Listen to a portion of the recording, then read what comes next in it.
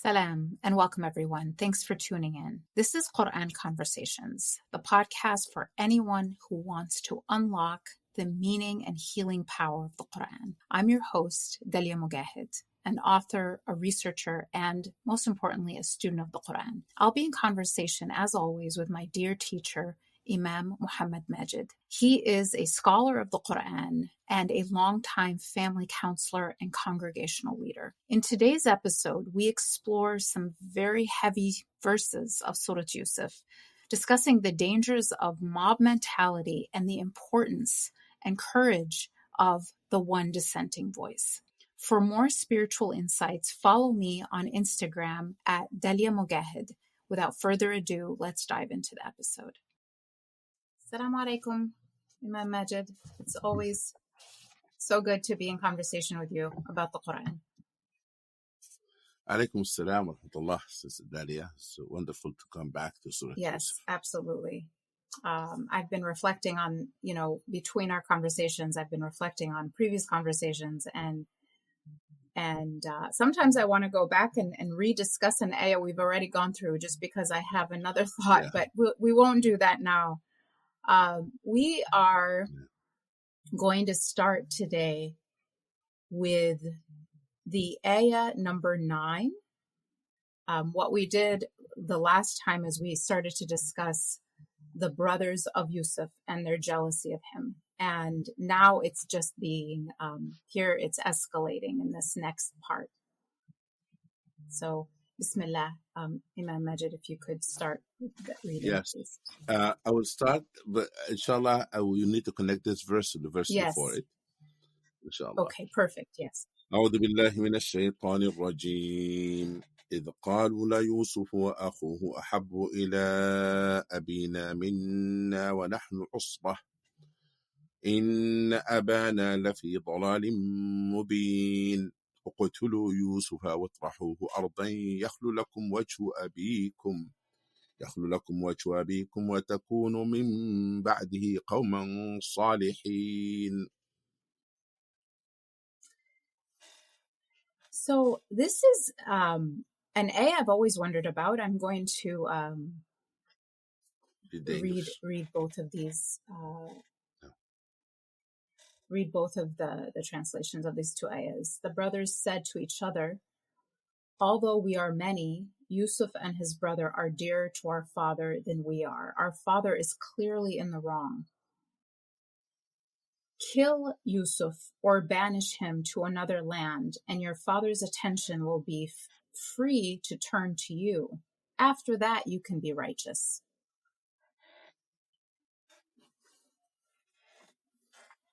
So we start out understanding, hearing about their jealousy and how they have a sense of entitlement that if they are many, that they should be the ones that have more love. And we discussed this last time. And then there's an ayah that comes after that escalates the issue to actually murdering their own brother. Now, Imam Majid, I'm very interested in your thoughts about this ayah. One thing that I notice is the ayah before it. It says, "Idh qalu." So it's very clear that they have said, the brothers said. And then there seems to be no direct or clear person who's speaking in the next ayah that says that where it's being suggested that they kill Yusuf. But then right after it says qala qailum minhum. So it's now clarifying it's from them. One of them said, "Don't kill him and just discard him somewhere." And we'll get to that later. But I wonder, Imam Majid, is there space to think that this ayah, uqtulu Yusuf, kill Yusuf, is not the brothers speaking, but in fact shaitan intervening? That's very interesting. By the way, in Surah Yusuf, you will see a lot of qala, qalu, and then there's qalat. Yes. There's about qala about 44 times in the surah, it is about Yusuf alayhi salam and his father, Allah, but the qalu is less, but maybe 14 or 15 times. Qalu. It shows that how Yusuf alayhi salam was the center of the story. Although the qala sometimes it refers to his father, sometimes to the king, sometimes it refers to one of them now in this context here. Now, it is the whispering of shaitan whisper, and then people speak in the behalf of shaitan. It could be that shaitan suggested to them that, why did you kill him? قال قائل منهم قتلوا اقتلوا. Even the tajweed of it, there's an emphasis on the qaf, اقتلوا, like take his life. اقتلوا يوسف أو اطرحوا أرض يخلو لكم وجه أبيكم وتكونوا من بعده قوما صالحين. It's very interesting that the suggestions of shaitan to them first, you are usba. This is very interesting, that idea of gang. Yeah.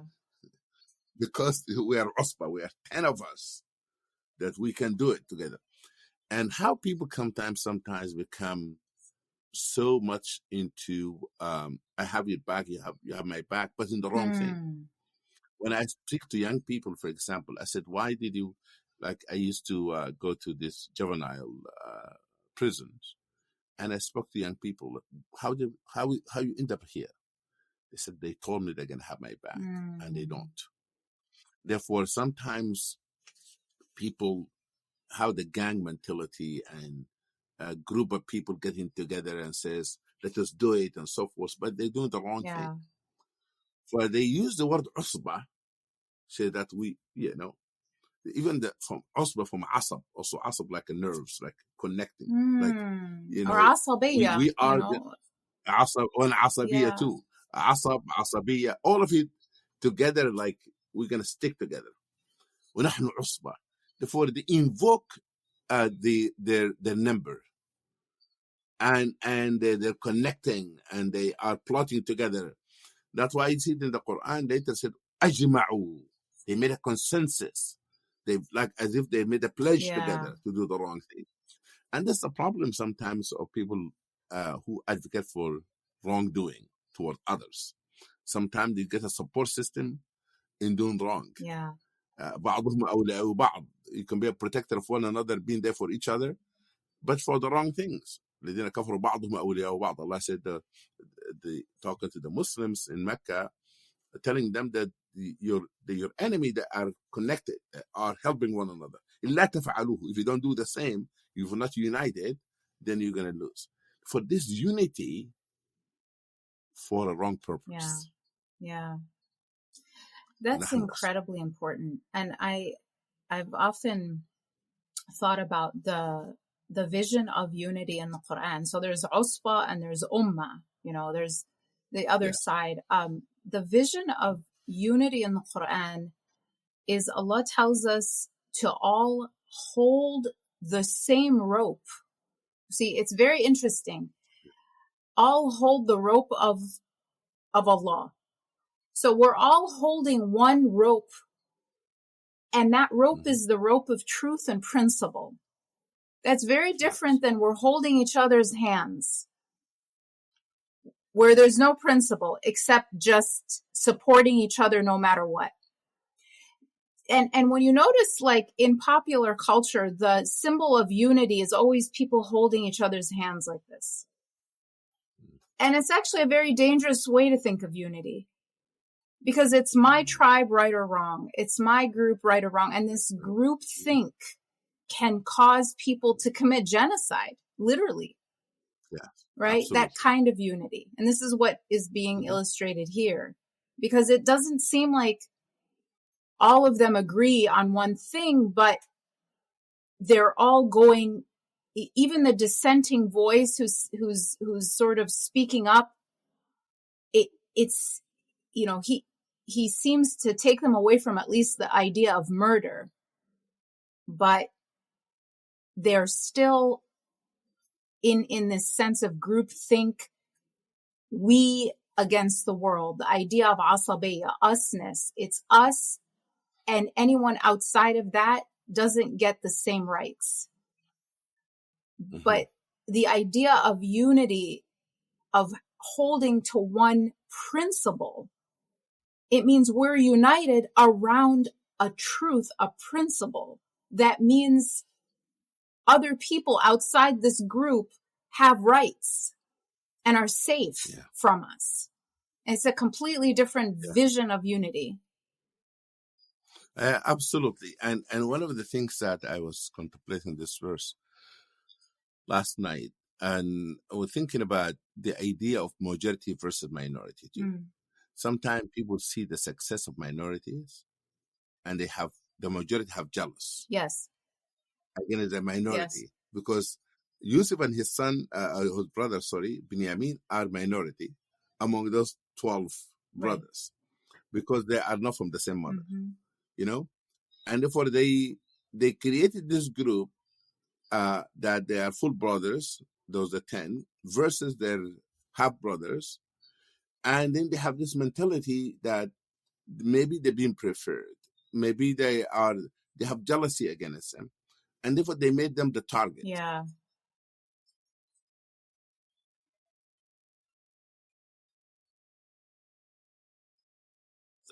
They see their brothers as their own brothers. They made that us versus them. Right. Their own biological brothers, but because they're not full brothers, they look at them us versus them. You know, the idea of sticking together in the wrong things, and then calling the other people are the wrong. They are not the right. In أبانا لفي ضلال مبين. They categorize their father behavior as he went astray. Yeah. He went wrong. And therefore they created not only they have the jealousy, but they have to believe that their father is in the wrong side. Right. And that's the ideological aspect of it. You know, they believe that he is wrong in his thinking. He's not being just, he's not being fair. And therefore that's how they motivate one another to do this against Yusuf alayhi salam. Right. They have a sense of being wronged. I mean, they feel Yes. oppressed. And yes, we have majority said the minority took our job away Yeah. from us. They come to take resources from us. That kind of things. They play in victim it's a mentality. victim That mentality. the majority said that we're the victim of the minority. Right. And we're entitled to better treatment. It's entitlement and a Yeah. sense of scapegoating the minority. Yeah. Exactly.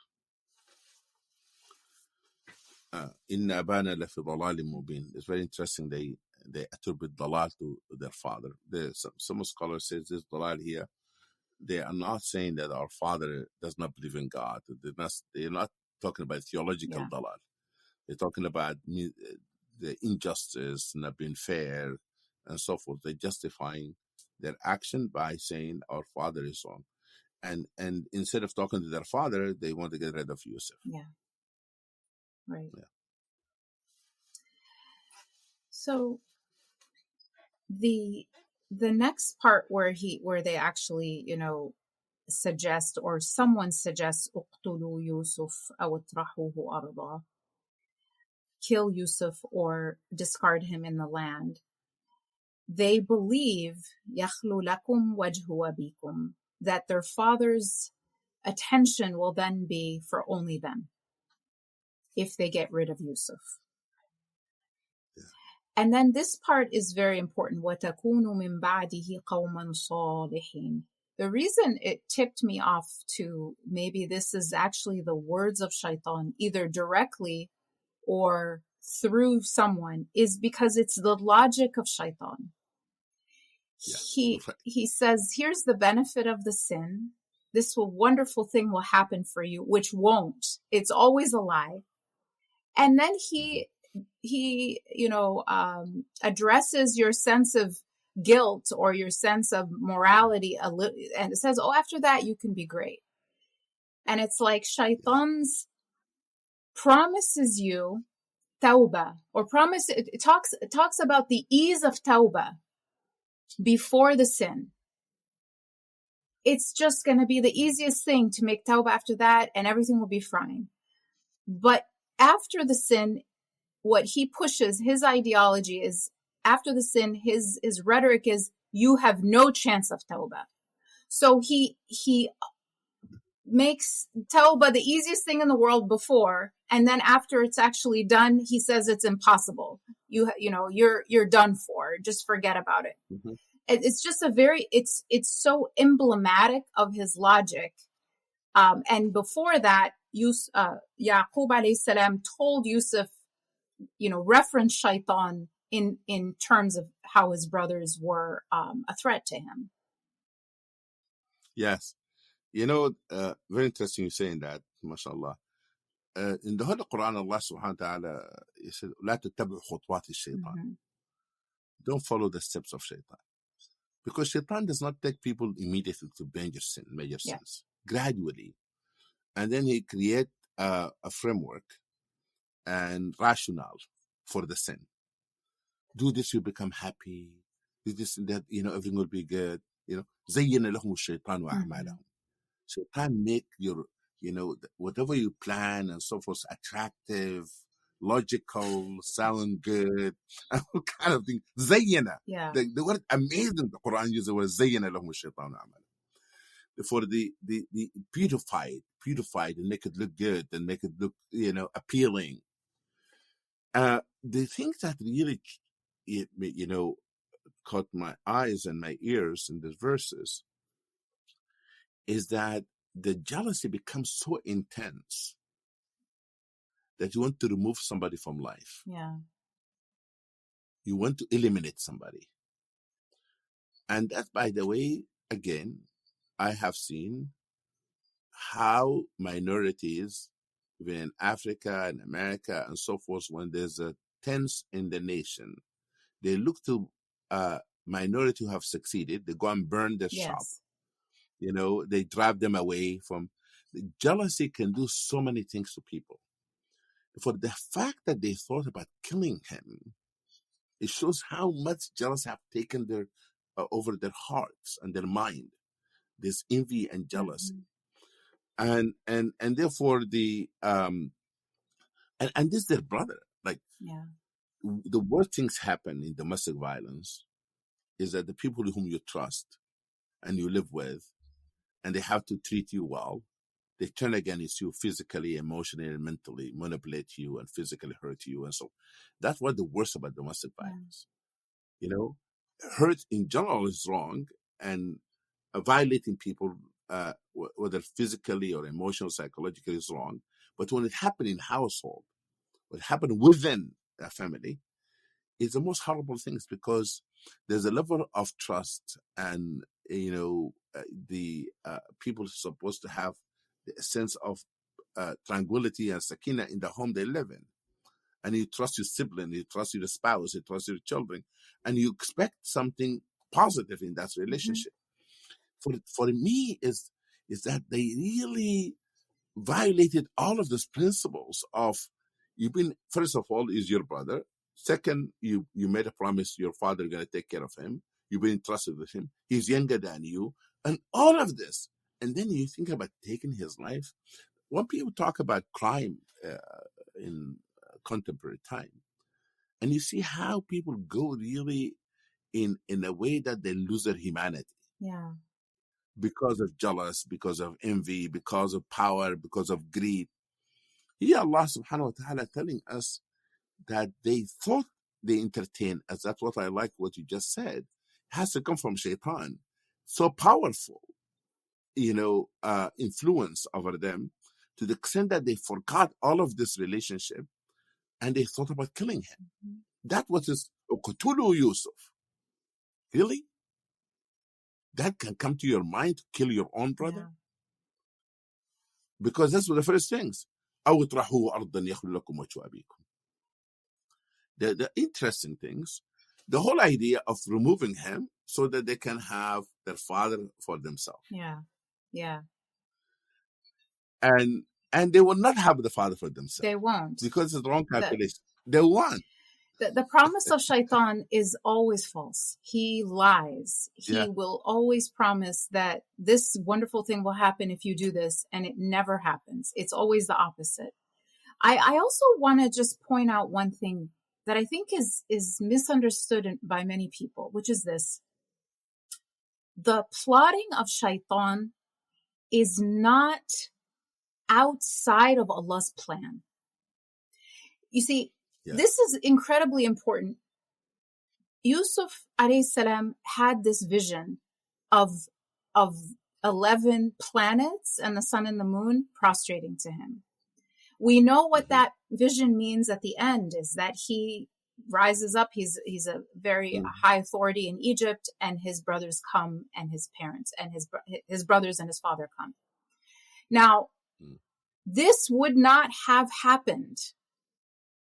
You know, what led to that required him to be thrown in the well and to go to prison. The whole thing was every step was required. You can't circumvent any of these steps.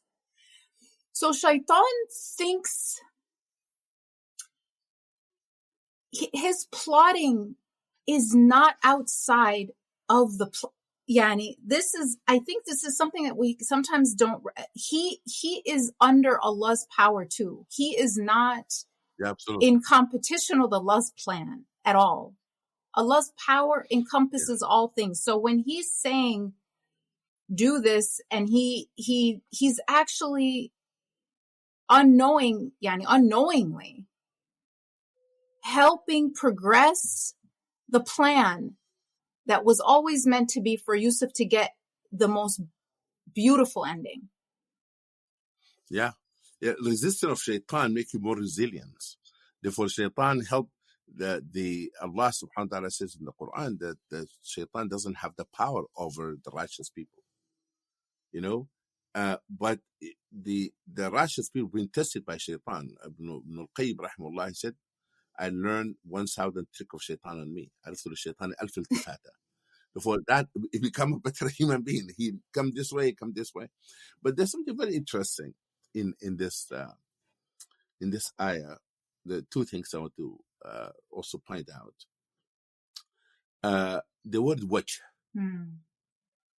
Wajh abikum. This wajh being used in the end of the surah. اذهبوا بقميصي هذا فألقوه على وجه أبي يرتد بصيرا. He said, take the shirt of mine and put it on the face of your father. He said, look, very interesting. We're going to come to it later. But because there's a connection here, he said, put it in the father of your the face of your father. It's not, you know, my father, sorry. Put it in the face of my father, that my father coming back have his sight. They wanted the father face here. Watch abikum, the meaning the father focus on you, but he's no longer focusing. He lost his sight. Now my shirt gonna bring him back to life. My shirt gonna have your father back to you, for you, for me.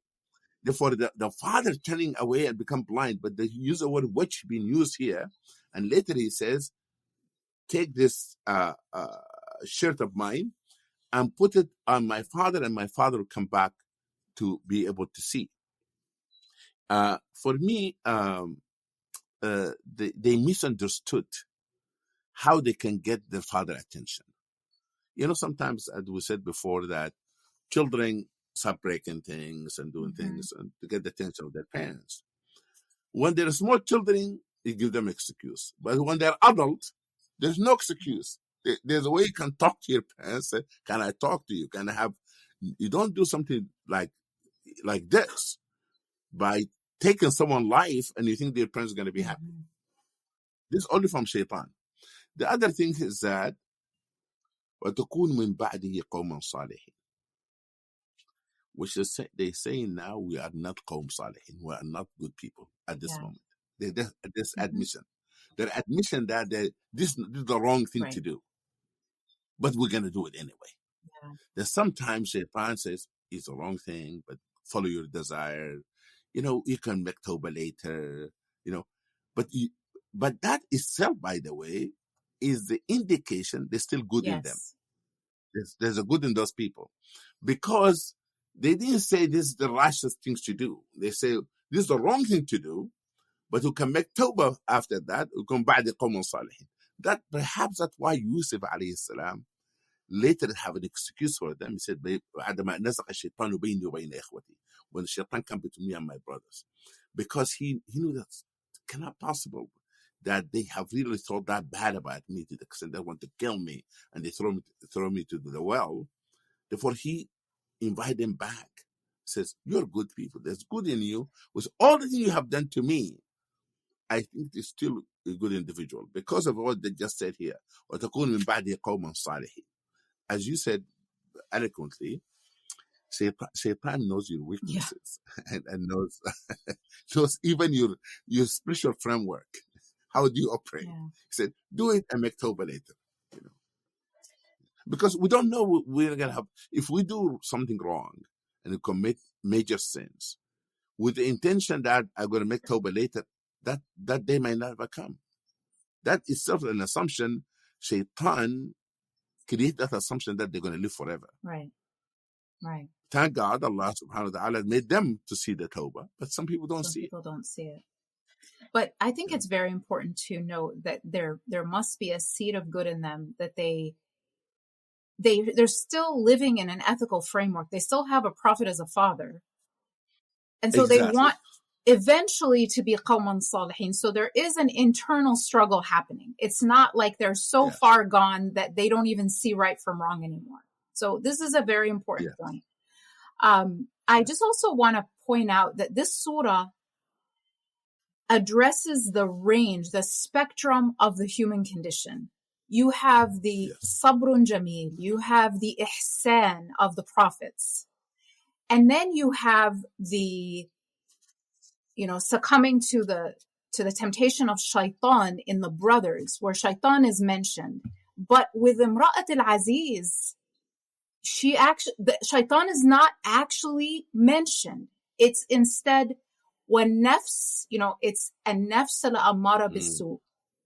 So you also have the dimension of when it's your desire and your nafs, and shaitan's not even in the picture.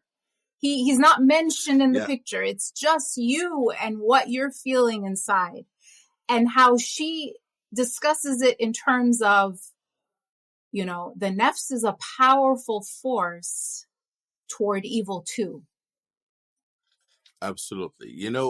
Shaykh al-Sha'rawi rahimahullah has a very interesting insight. He said the difference between shaitan and nafs is the following. He said shaitan whisper, suggest the idea. He said if you do it once and make tawbah, that was the reaction to shaitan. But you've been consistent doing the sin, that is nafs. He said the nafs take over. Yeah. The shaitan suggests the idea, and then the nafs, go run with it. And therefore he says that you have to differentiate between the entering point to the sin and living the sin. And living the sin is the nafs state, which is very interesting. When I heard that from him, I went to look to the Quran, and I found to be so true that the difference between whispering of shaitan and nafs, of a person, then they desire, so then drive them continue to stay with the sin. Because what shaitan does, shaitan see the vulnerability of human being of seeking pleasure or seeking power or seeking attention, and says, okay, I'm going to feed into that and see how it's going to work. You feed into it, and then make you do the rest as a human being. Continue then. But if you reject it in the beginning, in the initial stage of it, like filtering, I tell people like antivirus. I always I try to compare our heart to a computer. I said there's the firewalls, there's antivirus. You create the firewalls, not having the thought to come in to begin with, or antivirus, because we're human beings, that you'll be able to filter how shaitan whisper to us, and we to be able to reject it.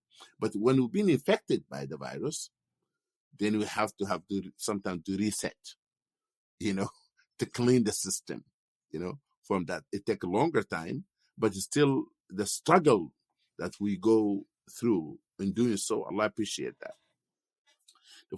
Therefore, the difference between the nafs, but the Imra'at al-Aziz was working on her nafs. It was a nafs issue because he'd been consistent on it, as you just said, consistent on it, gathering people and so forth. And he and Shaitan suggested the idea to them, and they. So it was a one-time plot. One time, yes. Bismillah ar-Rahman ar-Rahim. قال قائل منهم لا تقتلوا يوسف وألقوه في غيابة الجب يلتقطه بعض السيارة إن كنتم فاعلين. Another of them said, "Do not kill Yusuf, but if you must, throw him into the hidden depth of a well, where some caravan may pick him up." So this ayah is that one of them de-escalating. And Sheikh Sha'rawi points out that when someone is really evil to the core, they start out saying they're going to slap somebody. Then they say, "No, I'm not going to slap him. I'm going to punch him in the face. No, you know what? I'm not going to just punch him in the face. I'm going to take a knife and slash his arm. You know what? No, actually, I'm going to take a gun and kill him and shoot him in the head." So they keep escalating. But someone who's struggling with some goodness in him de-escalates. They start out with something really bad, like, no, that's too much. Let's take it down a little bit. Exactly. So this ayah says, one of them actually said, no, nobody, like, that's too much. We're not going to kill him. We're going to get rid of him. We're going to just put him somewhere and someone will come take him, and we've solved the problem in a way where we're not actually murdering our brother. And that does open the door for atonement and Tawba, later in the story. Yeah. In middle of genocide and in Rwanda and in places where really extreme violence have taken place, people are telling stories of people from those groups who committed violence, who come to their senses sometimes, says, "Don't do this too much. Yeah. Let the children go. Let the women go." They hurt other people, but they save others because there's some soft aspect, of this human being in their hearts of sometimes the mercy and the rahmah. It might not be complete rahmah, but some of it shows in those people's action and behavior. But this brother said, "This is too much. This is our brother. At the end of the day, don't kill him. Don't take his life." That shows the importance of one person being in the middle of any group of people. Sometimes people think there's zero-sum game. You have to take all the evil down.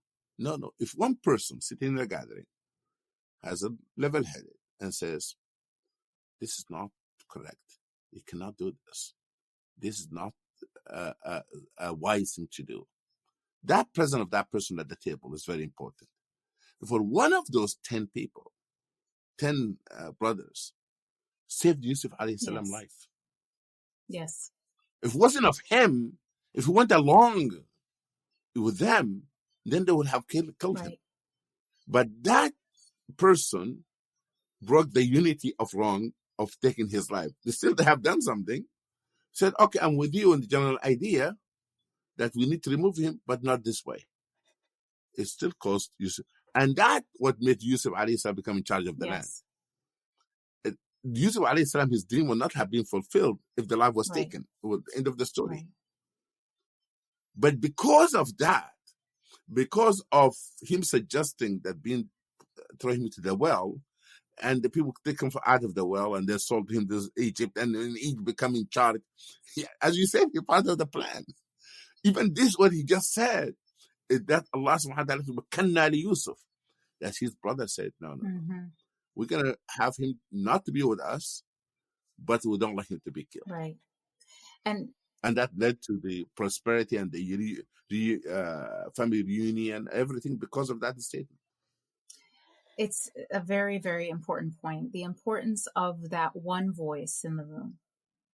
And to have the courage to be that one dissenting voice, even when you're outnumbered, even if you're, there's the group think of, we're all going to do this, and people just succumb to it. I mean, so much research in social psychology shows that when, this mob mentality where people do things that they would never do alone, but to have the courage to speak up, to be that one voice, you can save a life, and you can actually not only save a life, but save all of the brothers from becoming murderers.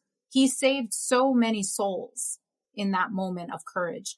And he even says in kuntum fa'ilin, like which means if you're even going to do anything. So if you have to do something, he's even kind of suggesting maybe we shouldn't do any of this. Exactly. He's saying to them, if you insist, it's seen this person, one of them, has his heart softened to the extent saying, maybe this is not the right thing. If you insist on doing this, let us just, maybe he was not completely fully gone full with the plan. But his voice have changed the conversation. If his voice have changed the plan. Incredibly important to I love this point, because never underestimate the power of being in the room. I mean, I often used to say this to people when, I would be in rooms with policymakers or with decision makers or with other people who are very hostile to Islam, right? And I would be the only, sometimes, especially during the Obama administration, sometimes, or even under Bush, sometimes I would be the only Muslim in a whole room of incredibly hostile voices. And sometimes I don't even have to speak. Just my mere presence makes people think twice about saying the most Islamophobic things that they would have otherwise said. Absolutely. And then if you can actually speak up. And so when people young people sometimes will be like, well, I'm only invited to this, as a token, or I'm just being tokenized. I say, you have a choice. If you want to be a token, or if you want to be the voice in the room that changes the entire conversation. You don't have, even if they're inviting you as a token, you don't have to accept that as your role. You can make the difference just being in the room. Yeah. And it's not anywhere in the Quran, what I'm about to say, but it's something that I read between the lines. I thought maybe this brother have some connection with Yusuf. Like, sometimes of the 10 people, maybe somebody was closer to him. Maybe this the person was like, but he's still my brother, I remember the good time with Yusuf. He's not that bad. You know what I mean? You need to neutralize people sometimes. And that person, their view changed through relationship. You might have 10 people meeting and they think the horrible thing about Islam. And somebody says, by the way, but I'm going to think about Dalia Mogahed, she's my neighbor. Guys, I don't think what you're saying about Muslims are correct. I don't think you should have a campaign to say that Muslim, voice should not be heard here or there, or have laws against that person. Maybe because of that relationship, he put something in that group and then said, okay, maybe it's not that bad, He said, but if you're going to do it, then do it that far. Don't go that far. Reducing the harm. Harm reduction is a very powerful point. Yeah, absolutely. The other things that the word ghayabat al-jub. فألقوه في غيابة الجب. You know, all of us sometimes we feel in that, I call it, in that hole. Yeah. Sometimes we feel that in that غيابة الجب. You know, Yusuf alayhi salam, in order for him to rise to the top, sometimes he has to go to the bottom. You know, because you cannot go lower than that. Yeah. Then the only way is to go up. You are at the bottom of the well. The only way for you, there's no lower Literally than that. rock bottom. Yeah. Yeah. Exactly. Yeah, exactly. Therefore, I tell people the lowest point of your life could be the opportunity for you to rise to the highest point of your life. Even in a spiritual sense, the worst of us can be the best of us. That's true. The worst you can think of is become wali of Allah. Don't cancel people. SubhanAllah. Don't write them off. Therefore, in order for Allah to elevate Yusuf alayhi salam, He wanted him to go down physically so he can be elevated to the highest of the land. مكنا ليوسف في الأرض. The word in Quran, مكنا له في الأرض, that means establish him in the land. But you are not in the surface of the land first. You are in the bottom of the land. Lower, the lower position. And then he emerged. For everyone hearing us, I want to tell them there's a way for you can emerge. And no matter how difficult it looks, might look, have hope. For Yusuf alayhi salam, that the plot is to throw him into the well. And they have done that. But my brothers and sisters, there's no space in this world Allah does not hear, does not listen, does not see. There's no blind spot for Allah. There's no somebody said, okay, no one here. Like when Yusuf alayhi salam went in the well, or they went to throw him into the well, they thought that maybe that's isolating him. But I believe it's always like this, by the way, the connection between this and the Hijra. The Hijra was in the cave. It was in a dark place in the mountain, was fear, and, being isolated. And then great moment happened there in Hijra. The same thing that is a waiting time. The Rasul said 3 days in the cave of Thawr before the turning point comes. And Yusuf alayhi salam stayed in that well for some times. And then the journey of him being established in the land began. But you have that khalwa, at that moment of a posing moment, but although a lot of fear on it. It's very interesting that you have this in the Quran, that Yusuf alayhi salam was in the well, Rasulullah was in the cave, Ibrahim alayhi salam was in the fire, Musa alayhi salam by himself was in the water. Just every one of them had that moment of like absolute vulnerability. Yunus was in the belly of the whale. In the whale. Yeah. In the whale. Absolute vulnerability. Alone. Yeah. Or instead of Yusuf, Rasulullah was Abu Bakr with him. But Abu Bakr was so frightened that they're going to see them.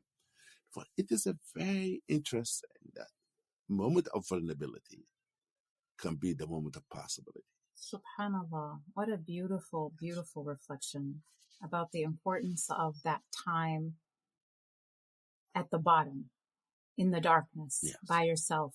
And one thing that came to mind, Imam Majid, is that the first prophet that Rasulullah heard about in Revelation was Yunus, and his story of being in the belly of the whale. And that was at the beginning, setting him up, getting him ready for the mission. And then right before Hijra, this story, again, of being isolated and alone in darkness in a hole, of Yusuf. As if in these turning points in his life, the beginning of the mission, when things were going to get very hard, and now at this precipice when he's about to make Hijra and he's about to face all new challenges, the same theme comes back with one of his prophet brothers is also isolated and in a hole. And then the opening comes after that. Subhanallah. And the Quraysh, when they went against the Prophet, peace be upon him, sallallahu alaihi wasallam, most of it was jealous, by the way. Yes. That like Abu Jahl was asked, why you are against him? He talked to Umar before Umar became a Muslim. And he said, we were together with Bani Hashim, competing with them. And almost were there, become equal to them. And then they said they have a prophet. And he said, I'm not going to accept that. How am I going to, have a prophet? I'm going to just be, his enemy until I die. Yeah. And therefore the isolation, the torture, they didn't realize that if they would have accepted him, that would be beneficial for them also. But they drove him away, and then, subhanAllah, they have seen how Islam prevailed, after all of the difficulty and hardship that Rasulullah went through. It's amazing that when you read the Quran and the stories of prophets, how much hope it gives you. Yes. And how much reality check. You have a reality check. Like, really, I'm being thinking negative about everything. And then you read Surah Yusuf, the family dynamic. Like, this is not like a group of people come and raided the city and took Yusuf alayhi salam. Those are the people who they said, our father, ما لك لا تأمنا على يوسف وإنا له لناصحون. Later they will say that. They are the one who've been entrusted by Yusuf alayhi salam. Yeah. And it's such an important parallel with Rasulullah alayhi salam's own life. Yeah, no. Would you like to start reading ayah 11? أعوذ بالله من الشيطان الرجيم.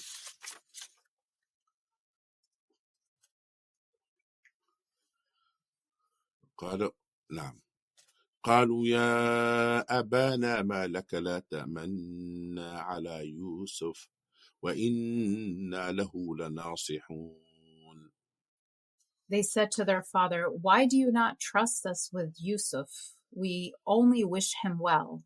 Or another meaning could be, we are giving him good advice. Or possibly it also could mean we are very alert to his well-being.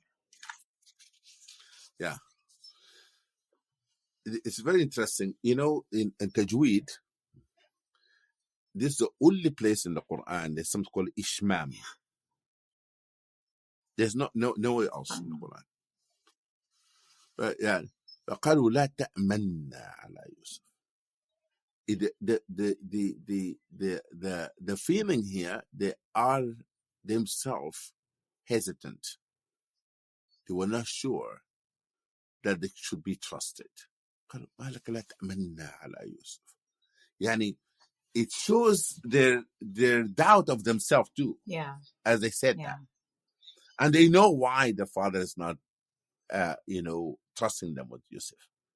For it is a very amazing things in the Quran, because it is the word itself shows that the hesitance, they are not sure about their father trusting them with it, and they're not honest. Right. لا تأمنا على يوسف. Now, وإنا له لناصحون. The nasiha in Quran, the nusх is to give advice, but also nusх is to be sincere. Sincerity is nasiha also. الرسول صلى الله عليه وسلم قال الدين النصيحة. قلنا لمن يا رسول الله؟ قال لله ولرسوله ولأئمة المسلمين عامته. He said the essence of deen is nasiha. Then the nasiha here means sincerity and also a sincere advice. For nasiha lillah, that means to be sincere in following what Allah asks us to do. To be honest and sincere to fulfill what Allah commands us to do. And nasiha of Rasul sallam is to follow what Rasul sallam asks us to do, because we cannot give Rasul sallam a nasiha. Yeah. And then immat al-muslimin ammatihim, then you be sincere in the relationship with the leadership. The leadership have sincerity with their followers, and establish a code of ethics, and give one another advice. You know, the as he said, Quran, إن نصحت لكم ولكن لا تحبون الناصحين. I was sincere. I was giving you advice with sincerity, but you don't like those who are being sincere and tell you the truth. You want people to sugarcoat things to you. Therefore, this is the word nas. نحن له ناصح. Now, it's very interesting. They go to their father, and they said to the father, "You have not been trusting us with Yusuf." And Yusuf was, young. Binyamin and Yusuf, both of them were younger than all of them, the youngest. And because they're young, their father is not trusting them, because he knows how they behave. Sometimes they forget, they're not paying attention. Imagine sometimes you live your a young child with a teenager that's all over the place, that they're in their phone and so forth, and ask them to play on the street.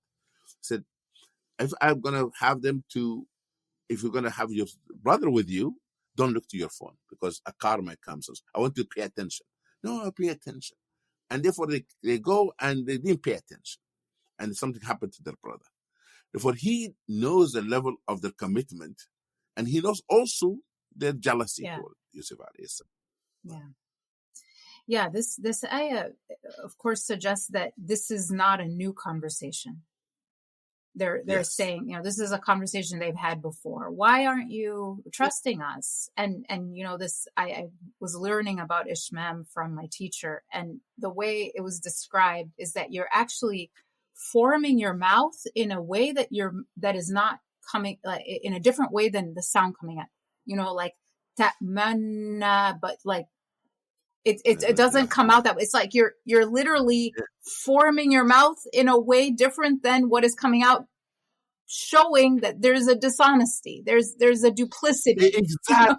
Exactly. That what it is. It's fascinating, which I never connected with your, the fact that they themselves, their words and what's on the inside are not aligned. There's a misalignment in the way their mouth works and in the sound that's coming out. And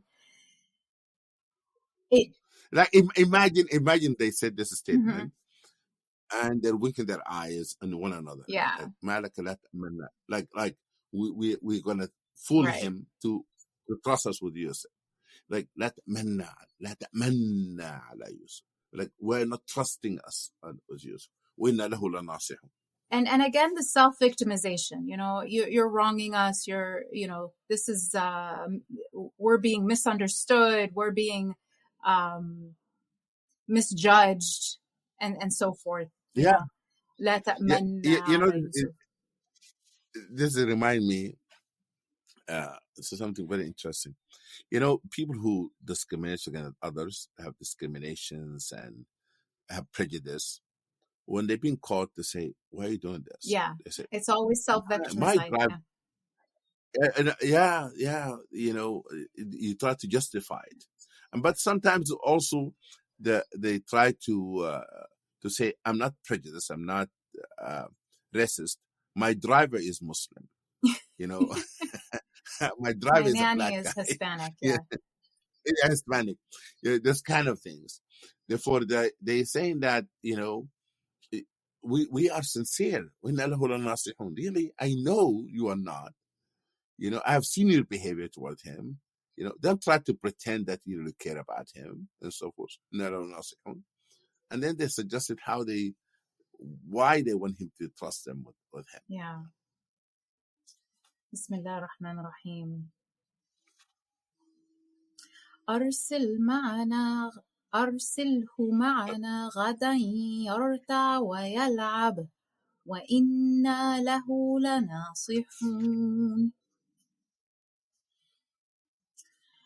send him with us tomorrow. وإن له لحافظون. Sorry. Let me read it again. I'm sorry. أرسله معنا غدا يرتع ويلعب وإنا له لحافظون. Send him with us tomorrow to play and have fun, and we will keep him safe. نعم. They saying they saying to the father, you are not having Yusuf is not having fun. You having him in a home by himself, not with us. You've deprived him indirectly. Yeah. That's how they try to convince their father to let him go with them. And it is not about having him having fun. They want to take his life. Yeah. First decision, and they change their mind, but they want to throw him to the well. يرتع ويلعب. No. The plot sometimes becomes so evil that you tell a person that we're gonna have protection, we're gonna protect you, but you violate them. You know, when I visited different places of genocide, many people were told that they're gonna have they put them in the train and said, we're gonna give you a job. They took them to the places where they have shower that before they burn them. It's horrible how human being can go to the lowest of the low. But here they said, أرسلهم معنا غدا يرتع ويلعب. That he will be more happy. We're gonna rata'a in